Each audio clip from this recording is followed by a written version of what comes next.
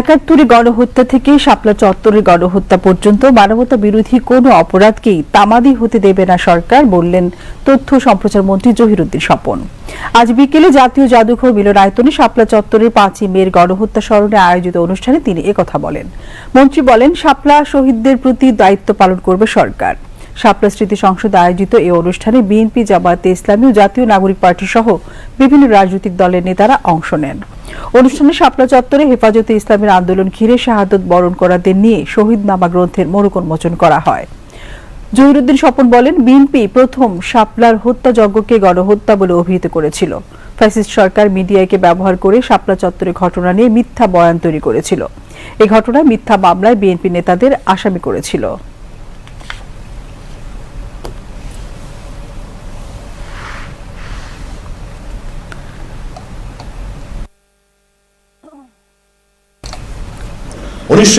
এর মুক্তিযুদ্ধের গণহত্যা থেকে শুরু করে শাপলা চত্বরের এই হত্যাকাণ্ড পর্যন্ত, যাহা হত্যাকাণ্ড, যাহা মানবতা বিরোধী, যাহা অন্যায়, যাহা ন্যায্যতার বিরুদ্ধে এবং যা সর্বশক্তিমানের আইনের বিরুদ্ধে, তেমন কোন অপরাধকে আমাদের সরকার তামাদি হতে দেবে না।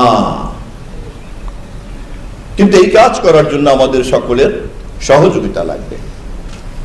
সরকার উদ্যোক্তা হতে পারে, কিন্তু বাস্তবায়নের জন্য সকলের সহযোগিতা লাগবে। জাতীয় সংসদে আমরা যে কারণে শাপলার শহীদদেরকে স্মরণ করেছি, সেই কারণেই এই শহীদদের পরবর্তী দায়িত্ব আমরা অবশ্যই পালন করব।